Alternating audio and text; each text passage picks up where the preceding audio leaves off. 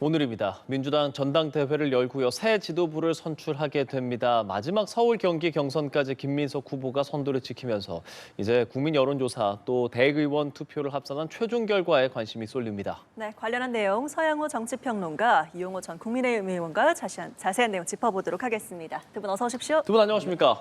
예. 저희가 앞서 장한별 기자가 대전 컨벤션 센터에 가서 현장의 분위기를 좀 보여드렸습니다. 많은 이야기를 또 취재 기자가 했는데 서울, 경기 그리고 호남까지 이제 좀 굳히게 들어간 듯한 모습입니다. 지금까지 판세 어떻게 좀 보시는지요? 그렇죠. 수도권 민주당의 당심은 늘 견제와 균형을 선택했습니다. 예. 김대중 대통령, 과거의 전 대통령이 총재이던 막강한 시절에도 사실상 수도권에서는 김상현, 정대철이라고 하는 비주류를 지원함으로써 당의 적절한 균형추 역할을 해왔던 게 수도권 민주당의 당심이었는데 이번에도 마찬가지로 아주 박빙의 승부를 펼쳤습니다. 0.38% 차로 김민석 후보가 신승을 했는데 사실상 신승이라기보다는 수도권이 개혁 성향의 지지층이 매우 많고 예. 연령적으로는 40대, 60대의 권리당원들이 많이 포진하고 있어서 사실상 김민석 후보에 대해서 일정하게 반감이 있는 권리당원도 많음에도 불구하고 이재명 대통령의 안정적 국정 운영이라고 하는 배경을 가지고 0.38%라고 하는 신승인데 사실 내용적으로는 예. 아주 선방한 내용이라는 생각이 들고요. 호남은 잘 아시겠지만 연고보다는 전략적 선택을 합니다. 송영길 후보가 호남에서 표가 좀 나올 줄 알았는데 더 안 나온 이유는 이미 김민석 대세론에 의해서 김민석이 될 사람에게 표를 몰아주자라고 하는 사표 방지 심리와 더불어서 호남이 이재명 대통령이 임기 시작한 지 1년 6개월도 채 안 됐는데 이재명 대통령을 국정에 뒷받침하겠다는 김민석 후보를 지지하지 않는다라면 이재명 대통령에 큰 부담이 될 것 같다고 하는 선택 속에서 김민석 후보에게 압도적 표를 몰아준 원래 호남은 전략적으로 이렇게 선택을 하면 한쪽으로 표를 몰아주는 전통이 있었기 때문에 호남의 압승이 수도권의 박빙 승부의 표차들을 잠식하지 않았다 예. 이렇게 보는 게 정확할 것 같습니다. 네, 서영호 평론가는 이제 호남의 일반적인 성향 그리고 수도권의 성향을 함께 좀 분석을 해주셨습니다. 이용호 전 의원께서는 민주당 상황 어떻게 좀 보고 계시는지요? 저는 처음부터 이번 전당대회는 이런 흐름으로 갈 수밖에 없는 구조다 이렇게 봤거든요. 왜냐하면 명청 대전이라고 이름 붙여졌지만 이번 전당대회는 정권 초반에 이재명 대통령이 있는 이재명 정부를 어떻게 당에서 어떤 사람을 내세워서 이재명 정부를 성공시킬 것이냐 이런 프레임으로 갔단 말이에요. 그러니까 처음부터 명청대전이라고 짜여지는 순간 대통령과 가까운 사람이 될 수밖에 없는 구조로 갔고요. 거기에 정청래 후보가 이제 적통 논쟁을 끌어들이고 또 배신자론을 얘기를 했지만 그게 제대로 먹히지 않은 그런 상황이 됐다고 저는 생각하고요. 호남이 압도적으로 지금 김민석 후보를 믿는 것은 결과적으로 이재명 정부를 성공시키기 위해서는 정청래 후보보다는 그래도 김민석 후보를 밀 수밖에 없다고 하는 전략적 선택을 한 것이고 또 하나는 이 800조 원에 달하는 반도체 클러스터 이 엄청난 선물을 준 것에 대해서 상당히 그러면 결국은 이재명 대통령을 선택해야 되겠다. 결국은 그러면 김민석이다. 이렇게 갔다고 저는 생각해요.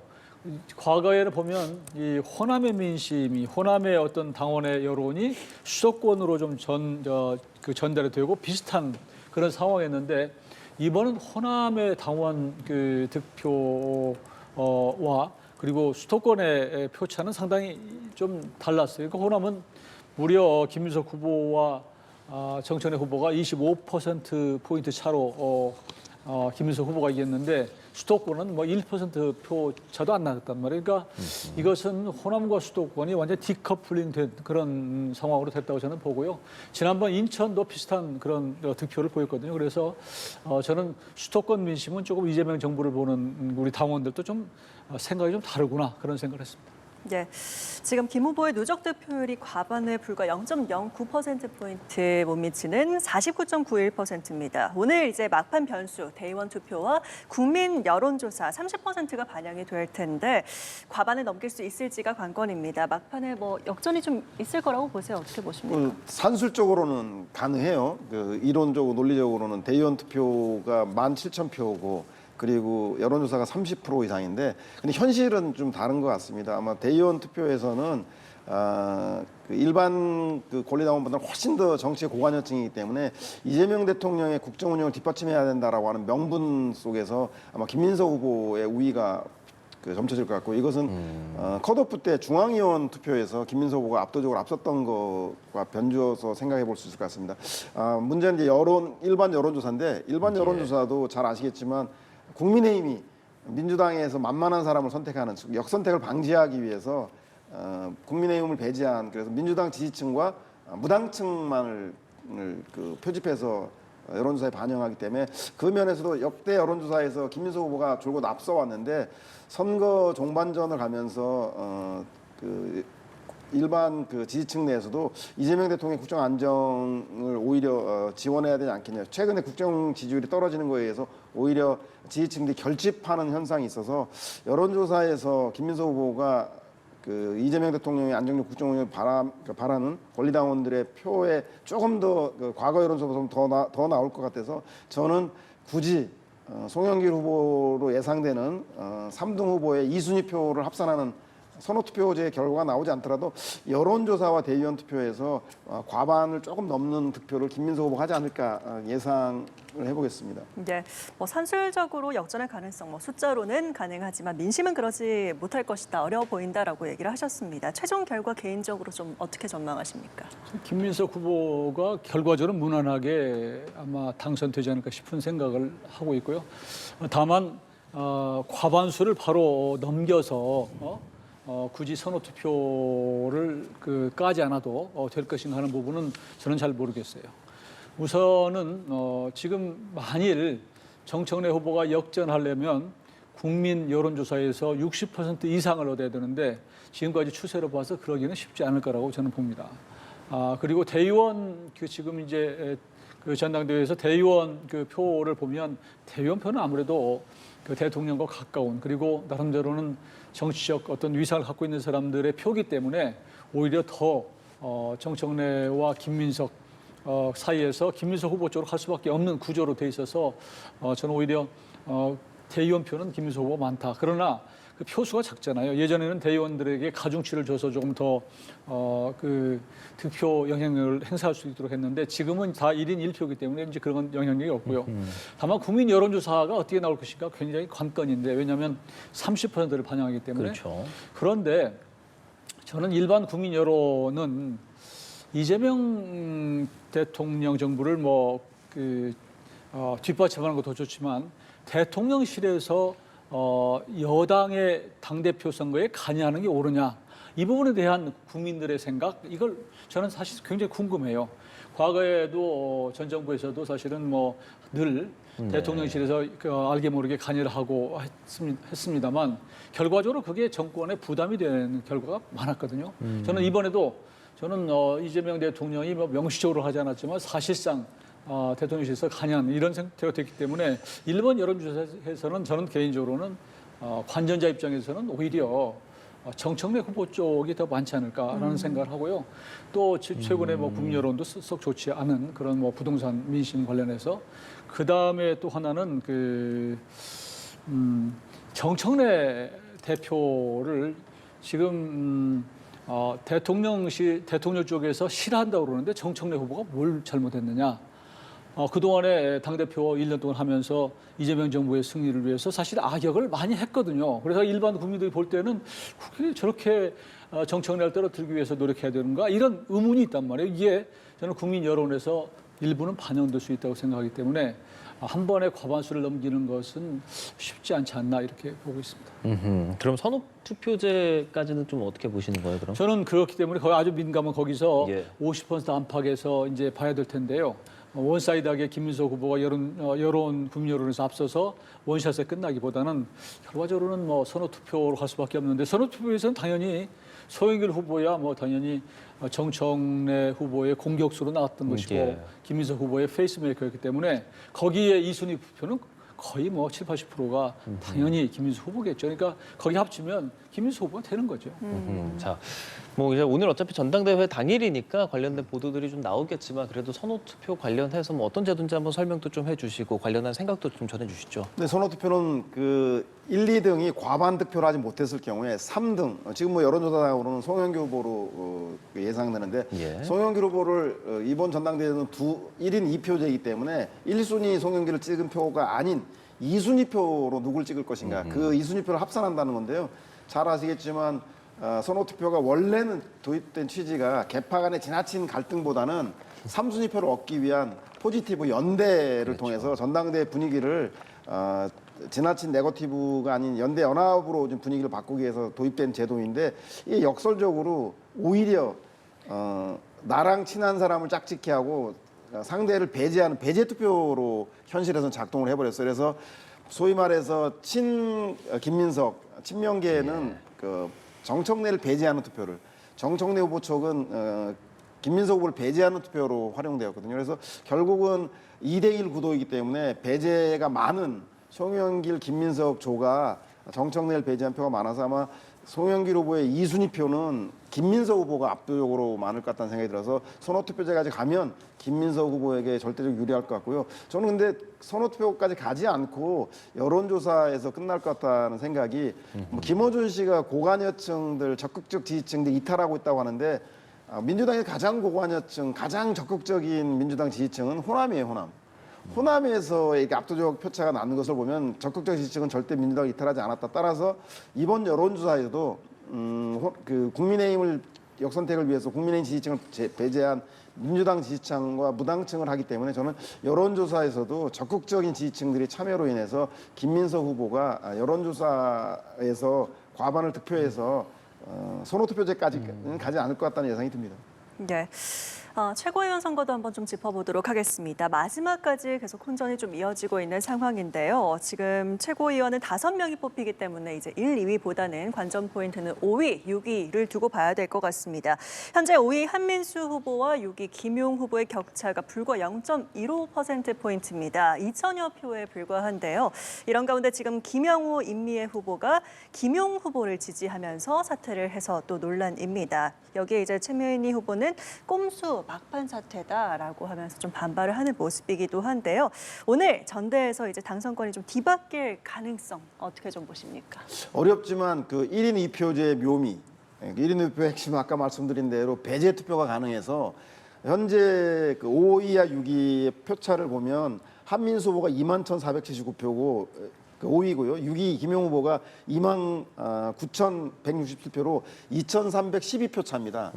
그런데 이번에 대의원 표가 17,000표, 투표율 한 70% 봤을 때 11,900명이 참여합니다. 그래서 11,900명이 1인 2표이기 때문에 그 소위 말해서 임미애 후보하고 김용 후보가 사퇴하면서 표를 몰아줘라 했기 때문에 충분히 산술적으로는 김용 후보에게 2,000표 차를 4개 할 정도로 몰아줄 수는 있을 텐데 그게 얼마나 조직표가 결속될지 지켜봐야 될 거라는 생각이 들고요. 다만 여론조사에서는 김용 후보가 그동안 꾸준하게 5위 이상은 그 등위 안에 들었기 때문에 김용 후보의 여론조사 차이는 크게 변별력을 갖지 못할 것 같고, 대의원 표심에서 얼마만큼 그 두 후보가 사퇴하면서까지 김용 후보에게 표를 몰아줄 것을 호소하는 것이 먹힐지 조직표의 결집 정도에 따라 달려있는 것 같다는 생각이 듭니다. 네, 최민희 후보는 지금 한민수, 이성윤 후보 지지를 좀 부탁하기도 했습니다. 오늘 최고위원 5인 어떻게 좀 전망하십니까?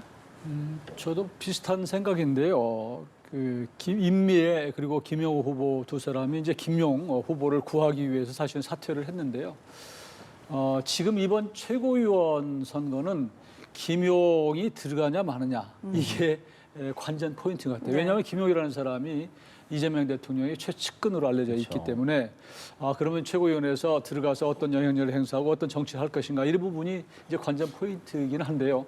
조금 전에 말씀하셨지만 이번 이제 마지막에 있는 대의원 투표에서는 김용 후보 쪽으로 상당히 표가 나올 가능성이 있다고 봅니다. 왜냐하면 친명 인사들이 대의원이 많기 때문에요. 네. 그러면 거기서는 아마 당선권에 반드시 들어갈 거라고 생각하는데 문제는 저는 국민 여론의 표가 30%이기 때문에 상당히 많잖아요. 여기서도 과연 김용 후보를 밀 것이냐 하는 부분은 저는 회의적이에요. 왜냐하면 물론 이제 국민의힘 무슨 지지자들은 빠지고 무당층과 민주당 지지층들로 하여금 이제 투표하게 한 그런 기 때문에 지금까지의 어떤 전당대회 추세와 비슷하겠지만 그러나 일반적으로 봤을 때 김용 후보라는 사람이 과연 집권 여당의 최고 지도부로 들어가는 게 맞느냐라고 하는 회의론도 꽤 있습니다. 왜냐하면 알다시피 지금 2심까지 유죄 판결을 받고 보석으로 나와 있는 사람인데 최고위원회에 가서 어떤 발언을 할 것이며 사법부에게는 또 어떻게 할 것이냐. 또 대통령에게는 사실은 굉장히 가깝지만 때로는 부담이 될 수 있는 측면이 있기 때문에 이런 여러 가지를 고려한다면 김용 후보가 들어가는 게 맞느냐 이런 여론도 있고요. 또 하나는 지금까지 이제 전당대회 순회 결과를 보면 김민석 후보가 될 가능성이 매우 높은 상태이기 때문에 결국은 최고위원회 친청이 몇 명이 들어가고 친명이 몇 명이 들어갈 것이냐 싸움이거든요. 그렇기 때문에 그럴 경우에는 오히려 뭐 당대표는 친명이 되더라도 최고위원은 오히려 친청을 3명으로 배치할 수 있겠다고 하는 그런 당원들의 여러 가지 생각도 있을 수 있다고 보기 때문에 저는 이건 까봐야 된다라고 봅니다. 그러면 향후 이제 친청, 친명 앞서 언급을 해주신 게 이제 몇 명씩 들어가느냐에 따라서 향후 지도부의 뭐 분위기라든지 방향성도 달라질 것이고 이게 또 국정이랑 어떻게 연결이 될까 이 부분까지 좀 생각을 해볼까요? 네, 그 사실은 수석 최고위원 제도가 없어요. 아, 그렇죠. 왜냐하면 그 수석 최고위원이 하는 두 가지인데 하나는 대표 옆에 앉는다. 대표 오른쪽에 원내대표가 앉으면 왼쪽 편에 그 소위 말해서 최고위원회에서 1등한 최고위원이 앉는 거하고 그 두 번째는 발언 기회를 당대표 원내대표 한 다음에 회의할 때 예. 소위 말해서 수석 최고라고 하는 사람에게 발언 기회를 주는 거 말고는 당원 당규에도 없는 제도임에도 불구하고 그런 상징적 의미가 좀 있는 것 같아요. 근데 이번에 이제 만약에 그 개혁 진보 그룹의 지지층 대표가 결집해서 친청 후보가 3명이 되고 친명 후보가 2명이 되면 최고위원회 분위기가 친청계가 주도할 거 아니냐라고 우려를 하시는데 그렇지 않은 게 민주당에서는 대표가 지명직 최고위원을 2명을 지정합니다. 그 2명에다가 원내대표, 당대표까지 하면 아마도 7대3 정도 구성이 나오기 때문에 그 최고위원회 분위기 자체를 이렇게 친청이 좌지우지할 거다 그러지는 않을 것 같고요. 다만 이번 그 전당대회에서 광주, 전남, 전북, 호남을 제외하고서는 거의 박빙의 승부가 벌어졌거든요. 그럼 이 박빙의 승부 즉 개혁 진보 그룹과 중도 실용 그룹이 거의 대등하게 경쟁했는데 중도 실용을 표방하는 김민석 후보가 당 대표가 됐을 경우에 예. 개혁 진보 그룹에 지지를 했던 이 과반에 가까운 이 지지층 권리당원들을 대표하는 친청계에 대해서 과거처럼 비명 행사 철저하게 배제할 것인가, 아니면 당내 통합을 할 것인가.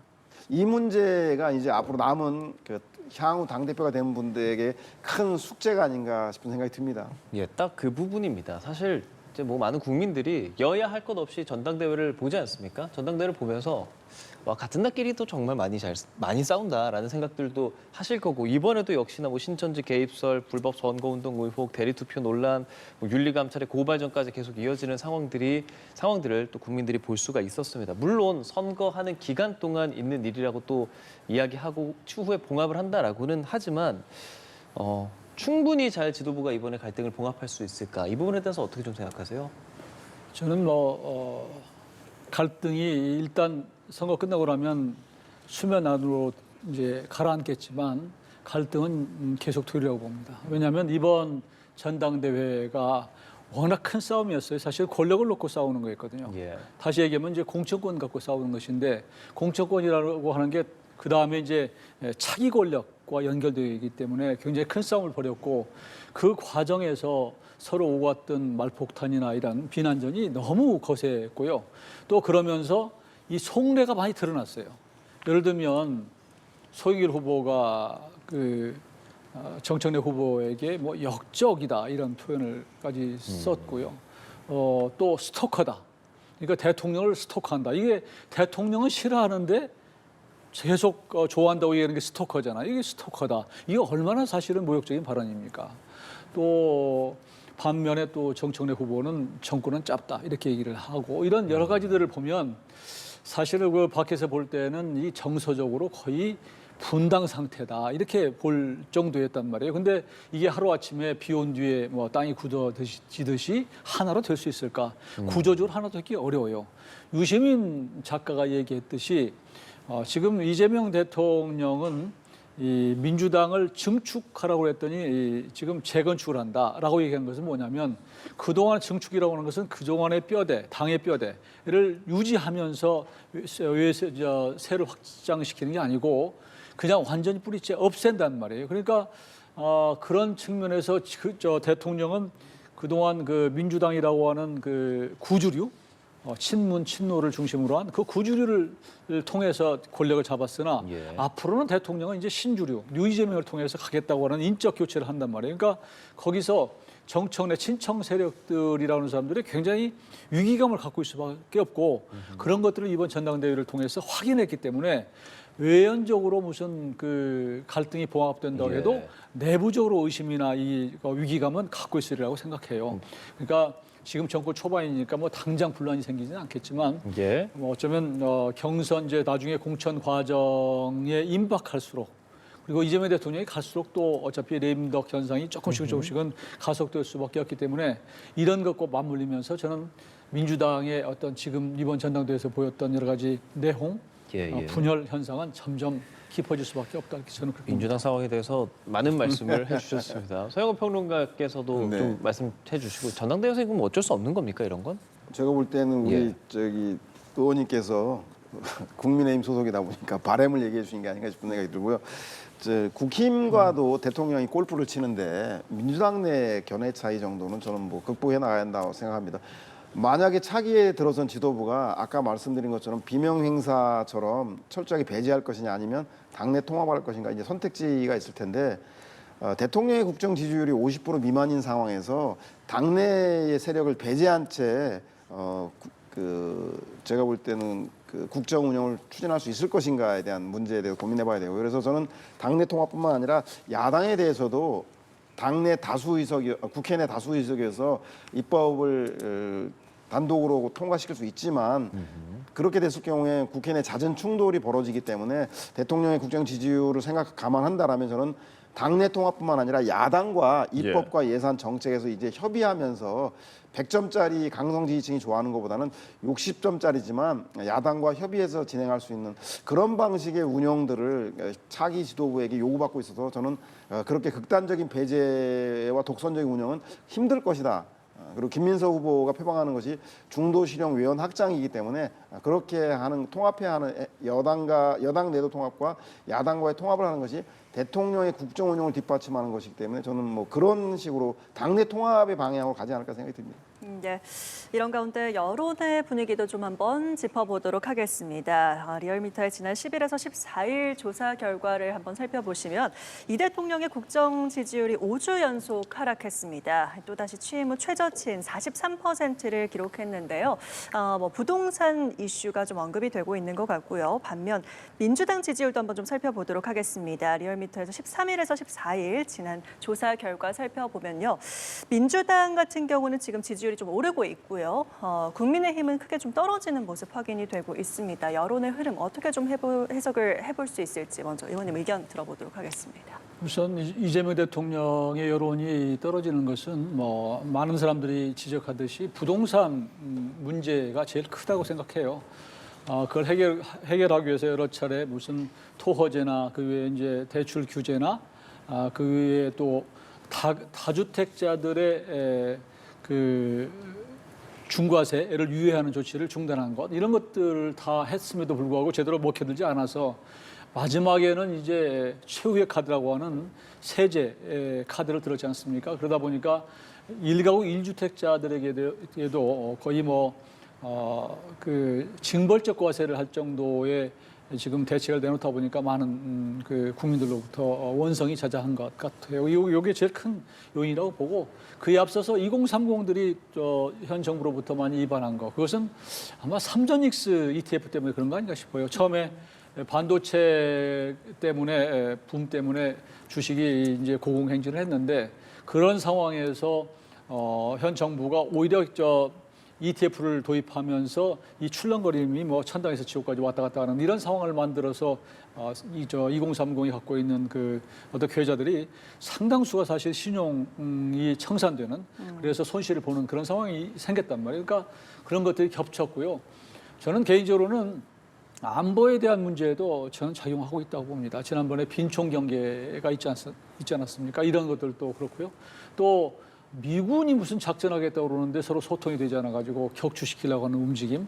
심지어 우리 아군의 드론 같은 경우도 그런 비슷한 유사한 상황이 생겼던 거 보면 너무 지금 안보 문제에 대해서 정부가 제대로 못하고 있다라는 그런 여론이 있고 국민들이 과연 이런 상태에서 마음 놓고 민생 생활에 종사할 수 있느냐 이런 비판이 있어서 이런 것들이 합쳐지는 이런 것들이 지금 여론이 나오고 있는 것 같고요. 그럼에도 불구하고 책임지는 사람은 없는 거 아닙니까? 국방부 장관도 마찬가지고 그다음에 삼전익스 ETF 도입했던 그 김용범 실장 같은 경우도 지금 뭐 전혀 책임지는 모습은 아니잖아요. 그런 저런 것들이 합쳐져서 이재명 대통령에 대한 지지도가 저렇게 떨어지는 거 아닌가 싶습니다. 예, 뭐 부동산과 주식 ETF, 뭐 안보 등이 겹쳤을 것이다라고 일단 봐주셨고 지금 정당 지지도 얘기도 좀 해주시면 좋을 것 같은데 민주당은 한 3.3% 가량 올랐고요. 국민의힘은 4.5% 가량 좀 빠졌습니다. 원인이 어디 있었을까요? 민주당은 아무래도 전당대회 때문에 컨벤션 효과가 좀 있는 것 같아요. 그래서 그 민주당이 잘하고 있는지를 지켜보는 부동층까지 포함해서 개혁 진보 그룹과 중도 실용 그룹들이 총격도로 해서 결집하고 있기 때문에 민주당의 지지율은 그 소폭 상승하는 것 같고요. 아마도 전당대회에서 그 이재명 대통령과 호흡을 같이 맞추는 당 대표를 표방하고 있는 김민석 대표가 당 대표가 될 경우에는 저는 이재명 대통령의 지지율이 빠지는 것이 이제 주춤하고 다시 이제 우상향할 조짐이 보인다 생각이 듭니다. 아마 부동산 증시, 뭐 지방선거의 패배 이런 것들이 그 가속되어서 아마 지지율 하락의 원인이 되었는데 일정하게 바닥을 좀 친 상태인 것 같고요.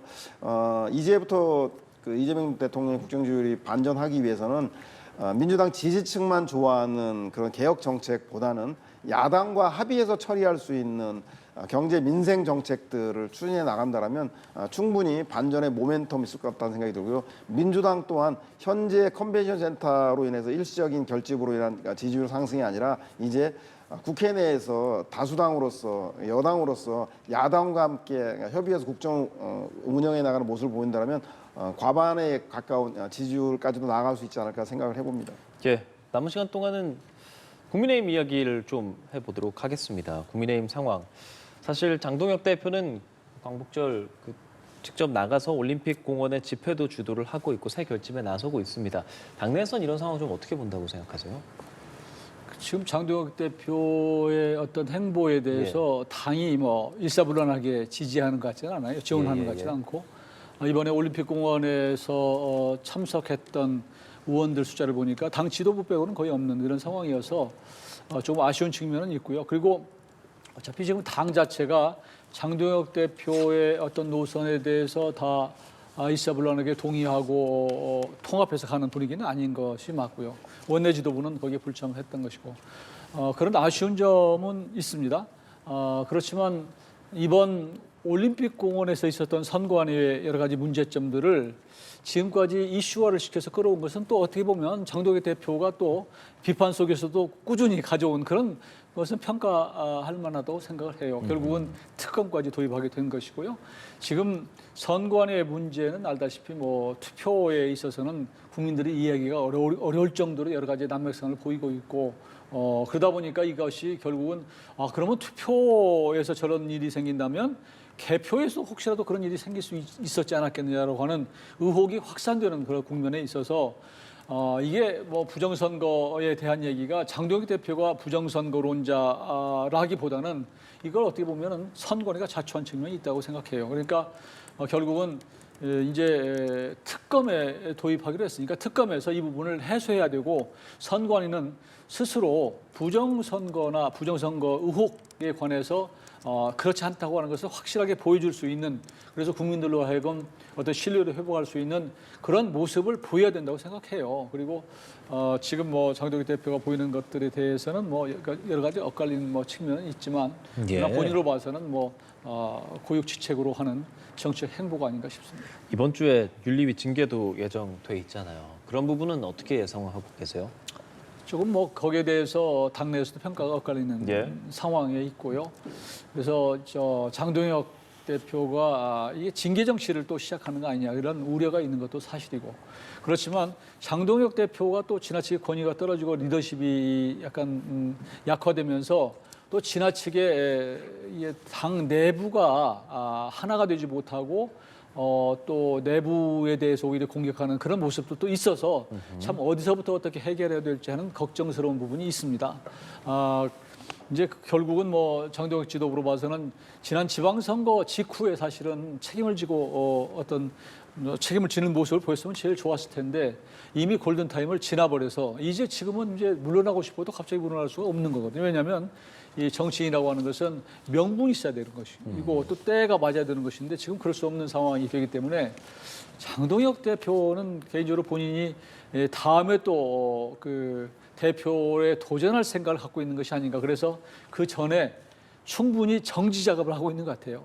그러니까 뭐 조광특위도 다시 가동을 해서 빈 자리를 채우고 또 하위 당협위원장들 평가가 지난번에 있었는데 지방선거를 앞두고 거기를 교체하는 것은 문제가 있으니 좀 덮어두자 했던 그 지역도 있으니까 거기도 다시 꺼내서 또 거기도 좀 교체하고 이런 것들을 작업을 충분히 하면서 충분히 재선에 도전을 하면은 될 만하다고 자신감이 생길 때쯤 되면 좀 물러나지 않을까. 그게 이제 올 연말이나 내년 초가 되지 않을까 싶은데요. 그게 이제 정청래 모델이란 말이에요. 충분히 준비하고 나서 당대표 위원님하는 거. 근데 정청래 대표 후보가 잘 안 되면 이게 장동혁 대표의 시나리오에도 조금 영향을 주지 않을까 그런 얘기가 나오고 있습니다. 예, 이번에는 서영 의원이 국민의힘 상황 좀 얘기해 주시죠. 뭐 이진숙 의원에 대해서 읍참마속의 심정으로 징계하면 모를까. 그렇지 않으면 현재 윤리위원회에서 진행되고 있는 친한동계라든가 비당권파에 대한 징계가 사실상 당권에 도전하는 비주류들을 쳐내는 솎아내는 당권 굳히기로 비춰질 오산이 큽니다. 지금 현재 그 국민의힘이 당원들로 추정되는 분들이 3천 명의 서명을 받아서 국힘의 중앙윤리위원회에 제소를 했어요. 그 이진숙 의원이 해당 행위자이니 징계 또는 출당 조치 시켜달라고 했는데 뭐 제소인들의 그 요청 사항은 중대한 해당 행위다. 왜냐하면 당 지도부가 만료하는데도 불구하고 묵살하고 행사를 강행했고 5.18을 왜곡, 폄훼하고 지역차별을 선동하는 자리였다. 그리고 내란 유죄 확정자 좀 뭐 허화평 씨를 얘기하는 것 같은데 그 내빈으로 참석했다. 그리고 토론회장에 물리적 충돌이 있었다. 이런 등등의 이유로 이진숙 의원에 대한 강력한 징계를 요구했는데 자기 새끼인 소위 말한 개파인 이진숙 의원에 대해서 냉정한 칼날을 들이댈지 아니면 비당권파에게만 가혹하게 그 징계의 칼을 들이댈지 이것에 대해서 아마 장동혁 지도부에 대한 국민적 평가 그리고 중도 보수적인 일반 당원들에 대한 국민의힘의 당원들에 대한 평가도 달라지지 않을까 싶어서 장동혁 지도부가 만약에 국민과 당원들의 합리적인 지지를 받기 위해서라면 이진숙 의원에 대한 징계 미루지 말아야 할 것 같다는 생각이 듭니다. 네, 두 분 말씀 오늘 여기까지 듣겠습니다. 지금까지 서양호 정치평론가 이용호 전 국민의힘 의원과 자세히 짚어봤습니다. 말씀 고맙습니다. 두 분 말씀 고맙습니다.